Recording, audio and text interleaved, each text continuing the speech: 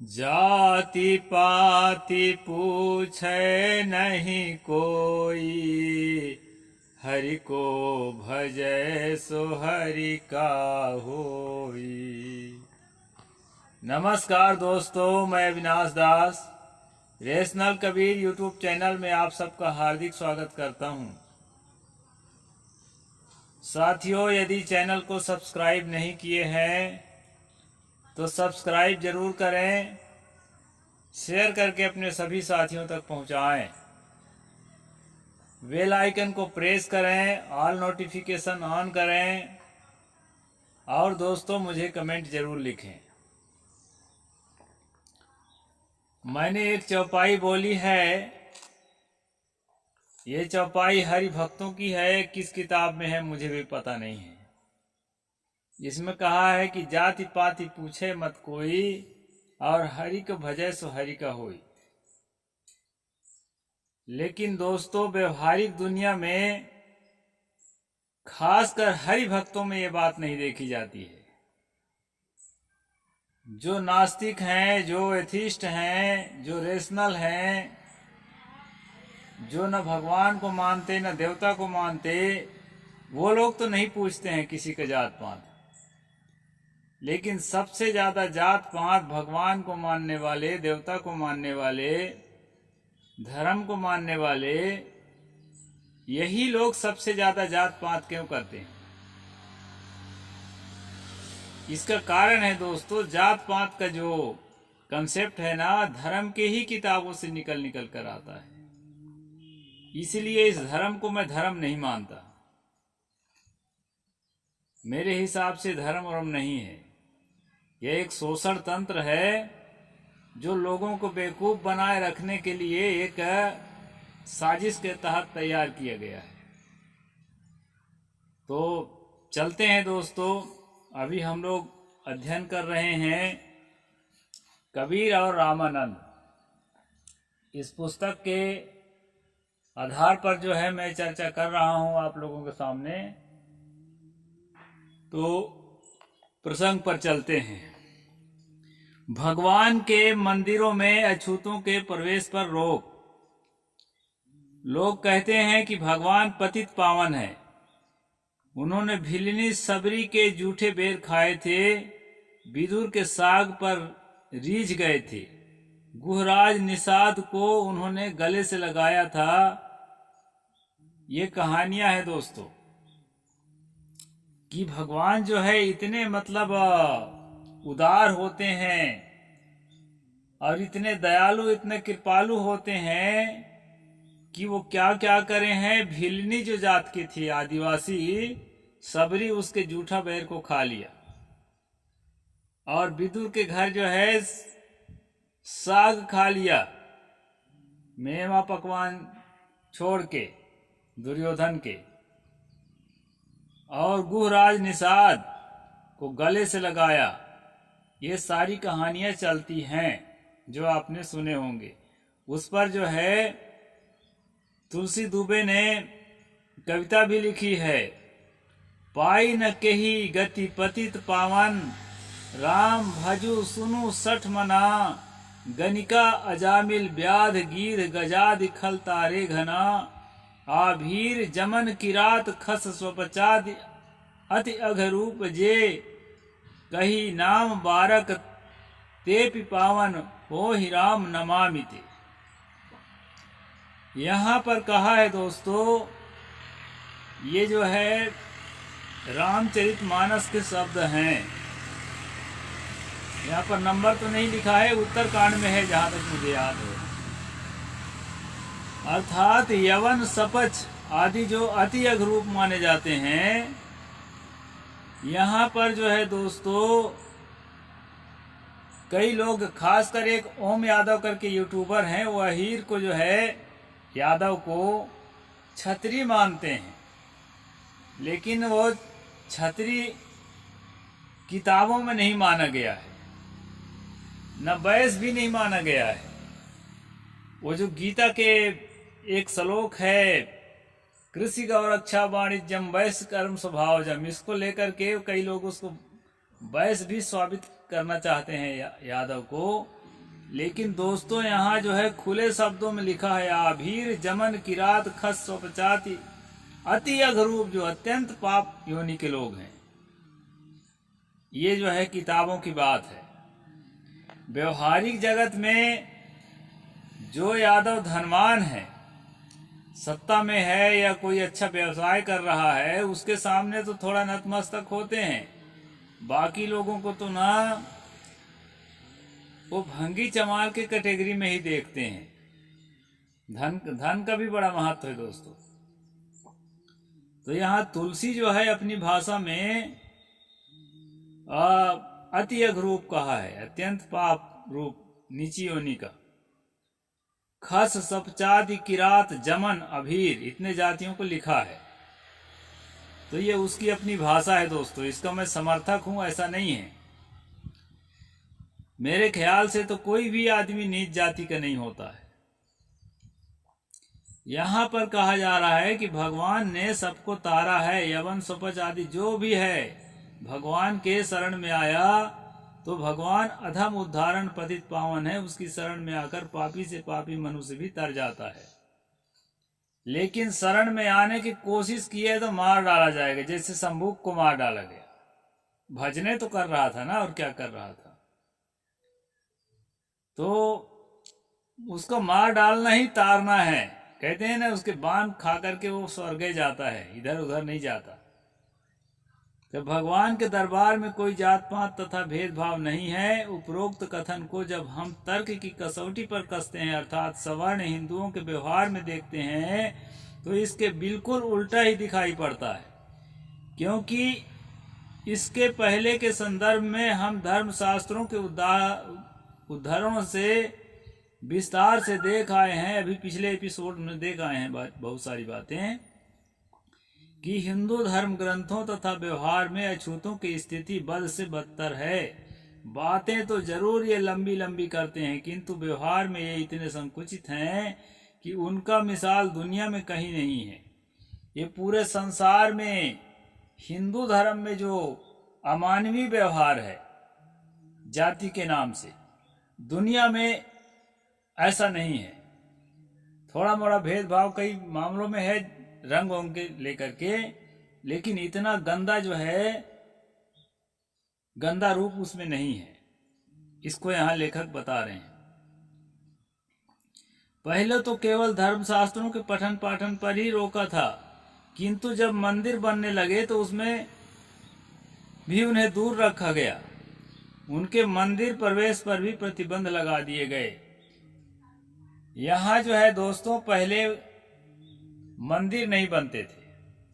मंदिर में जाकर के पूजा किया जाता है या पूजा करना चाहिए, ऐसा हिंदुओं के जो सबसे पुरानी किताब मानी जाती है, वेदों में कहीं नहीं लिखा है। जो वैदिक धर्म था उसमें केवल हवन की प्रक्रिया है, और फिर जो है उसके बाद उपनिषदें आई हैं तो उनमें जो है थोड़ा सा चिंतन ध्यान के प्रक्रिया है, लेकिन हवन उसमें भी है।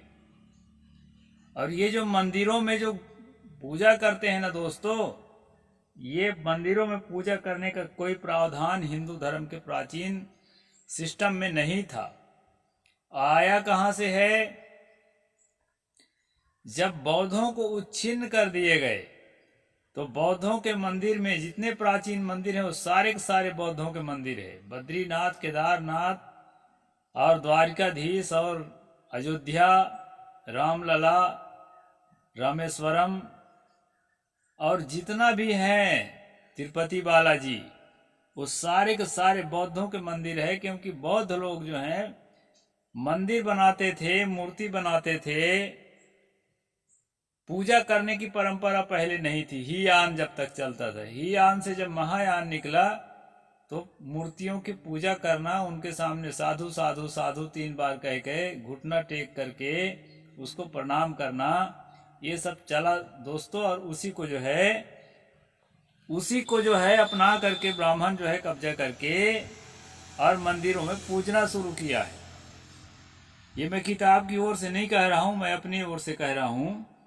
किताब में एक बात बस लिखी है, जब मंदिर बनने लगे तो उसमें भी उन्हें दूर रखा गया। अब आपको समझने में देर नहीं लगेगी कि दूर क्यों रखा गया। दूर इसलिए रखा गया कि यहाँ की जो आम जनता थी उस टाइम पर, कबीर पंथ तो अस्तित्व में नहीं आया था। उस टाइम पर यहाँ के आम जनता सब बौद्ध थे, तो इनके पोल पट्टी हम न खुलने पाए हमारे, इसके कारण जो है यहाँ की आम जनता को दूर रखा जाने लगा मंदिरों से, मंदिर प्रवेश बंद कर दिया गया। तो इस तरह से प्रतिबंध लगा दिए गए। महाराष्ट्र के प्रसिद्ध संत नामदेव को पंढरपुर के मंदिर के पुजारियों ने मंदिर से धक्का देकर बाहर निकाल दिया था, क्योंकि संत नामदेव दर्जी जाति के थे, जिसका उल्लेख स्वतः नामदेव ने अपने अभंग भजन में किया है। इसी प्रकार काशी के संत रैदास जी को मूर्ति पूजा के अयोग्य ठहराया गया। वो मूर्ति पूजक थे संत रैदास। पहले सतगुरु कबीर साहब से मुलाकात होने के पहले जात पात के खिलाफ तो थे, लेकिन देवी देवता और भगवान और मूर्ति ये सबको वो सही मानते थे। तो उनको जो है अयोग्य ठहराया गया जाति के हिसाब से। आज के स्वतंत्र भारत में भी जहां समता समानता का कानून बना है, फिर भी आज के भारत के प्रसिद्ध मंदिरों में अछूतों के प्रवेश पर रोक है। कहने को तो हम आधुनिक युग और विज्ञान के युग में जी रहे हैं, किंतु हमारी मानसिकता बहुत पुराने जमाने की है। आज भी बड़े बड़े पंडित और ज्ञानी नामधारी ऐसे व्यवहार करते हैं जो एक अनपढ़ से भी गए बीते हैं। विद्यालय, महाविद्यालय और विश्वविद्यालय तक में छुआछूत और भेदभाव अब तक बरकरार है। दोस्तों, छूत तो नहीं मानते हैं, क्योंकि कानून के डर से नहीं मानते हैं, लेकिन आपको ऊपर उठने से जरूर टांग रोकते हैं, क्योंकि आपको कुर्सी पर बैठते हुए कोई भी सवर्ण देखना नहीं चाहता है। ऐसे ही एक सच्ची घटना हिंदू विश्वविद्यालय की है। एक उदाहरण देख लीजिए।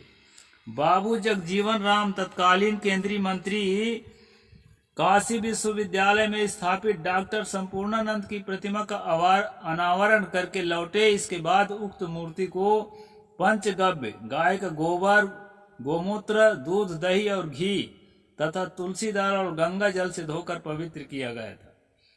बाबू जगजीवन राम ने वो मूर्ति के अनावरण करे थे, मतलब उसको एक पर्दा टाइप का रहता है, उसको हटाते हैं उद्घाटन के टाइम में, तो छू गया था, इसलिए ऐसा किया गया था। गोबर इत्यादि से धोया गया था।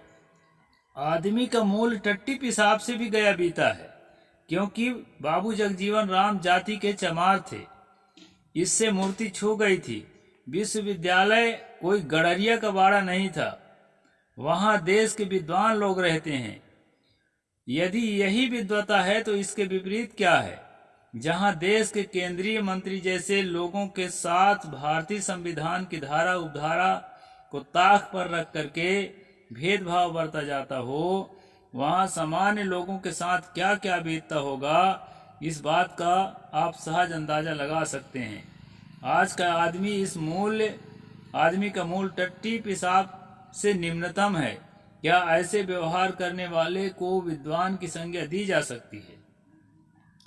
दोस्तों, ये तो उस समय की घटना है। अभी तत्काल में आप देखे हैं दिल्ली में राष्ट्रपति द्रौपदी मुर्मू को दूर से हाथ जोड़कर खड़ा होना पड़ गया, अंदर मंदिर में घुसने नहीं दिए, जबकि उसी मंदिर में उससे छोटे पद वाले मंत्री जंत्री लोग तो अंदर घुस के सेवा पूजा कर रहे थे, क्योंकि वो सवर्ण जाति के थे और ये जो है आदिवासी जाति की है। सवाल नंबर 1 आदिवासी है, सवाल नंबर 2 महिला है, सवाल नंबर 3 विधवा है। विधवा का मंदिर में जाना तो बहुत ही भयंकर हो जाता है। इस तरह से 3 तरह से अशुद्ध है, तो उनको जो है मंदिर में रोका गया। रामनाथ कोविंद जो पिछले राष्ट्रपति थे उनको भी रोका गया, इंदिरा गांधी को रोका गया, कई लोगों को रोका जा चुका है। तो ये जो है ना, हरिका भजय सो हरिका होई, मैंने चौपाई बोला था, उसका पोल पट्टी है दोस्तों। हाँ, दूसरी घटना स्वामी विवेकानंद से संबंधित है। युवा सन्यासी स्वामी विवेकानंद जब शिकागो अमेरिका के धर्म संसद से भाषण देकर भारत लौटे तो कलकत्ता में उनके स्वागत में अभिनंदन समारोह आयोजित किया गया। उक्त समारोह में मनोनीत अध्यक्ष सर गुरुदास बंदोपाध्याय जो कलकत्ता हाई कोर्ट के चीफ जस्टिस थे। कलकत्ता में हाई कोर्ट के चीफ जस्टिस को कहा गया कि आप जो है यहाँ ये मुख्य अतिथि बनिए उनके स्वागत समारोह में, स्वामी विवेकानंद के। उक्त अभिनंदन समारोह में आने से इनकार कर दिया और क्या बोला, यदि कोई हिंदू राजा होता तो स्वामी विवेकानंद को फांसी के फंदे पर लटका देता, क्योंकि विवेकानंद शूद्र है, उसे संन्यास लेने का अधिकार नहीं है, सन्यासी होने का अधिकारी केवल ब्राह्मण है। यह बात जो है एक कोर्ट के चीफ जस्टिस कह रहे हैं दोस्तों, मुख्य न्यायाधीश। अनपढ़ गंवार कहता तो बात समझ में आती। जिस स्वामी विवेकानंद ने देश का मान बढ़ाया, गौरव बढ़ाया, उस पर तो हजारों ब्राह्मण न्यौछावर किए जाने योग थे, किंतु एक हाई कोर्ट के चीफ जस्टिस की संकुचित मानसिकता के लिए उस महाशय को क्या संज्ञा दी जाए। तीसरी घटना विश्व कवि रविंद्रनाथ टैगोर की है। उड़ीसा के प्रसिद्ध भगवान जगन्नाथ के मंदिर में निम्नलिखित जातियों के लिए प्रवेश प्रतिबंधित है। लोली, कस्बी, कुलल या सुनली, मचोवा, नामोसुदर, चंडाल, घुसकी, गुजर, बागड़ी, जोगी, कहार, दुलियार, राजवंशी, पिरैली, चमार, ढोम, पवन, त्योर, मुहमाली, हड्डी, ये जो है 17 जातियों को जो है वहां जाने से मना किया गया है दोस्तों, जगन्नाथ मंदिर में वर्जित है। इनमें से जो पिरैली जाति है, ये नोबेल जीतने वाले, अपने साहित्य से नोबेल लेने वाले भारत के प्रतिभाशाली विद्वान रविंद्रनाथ टैगोर जो है पिरैली जाति के थे, इसलिए उनको मंदिर में प्रवेश नहीं करने दिया गया, मंदिर से बाहर निकाल दिया गया। इस तरह से आगे कहते उन पर सामूहिक जुर्माना भी लगाया गया था। शर्मिंदा होकर गुरु कवि रविंद्रनाथ टैगोर सिर पर अनादर और अपमान का भार लादे मंदिर परिसर से लौट आए। इस प्रकार से दोस्तों एक दो घटना मैं और बता देता हूँ, समय ज्यादा हो जाएगा।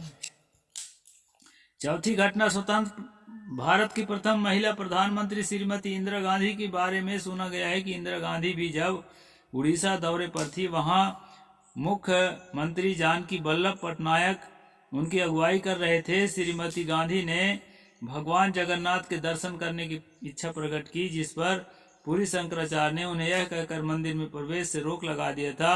इंदिरा गांधी मलेच्छ है क्योंकि उसकी शादी एक मुसलमान फिरोज खान से हुई थी।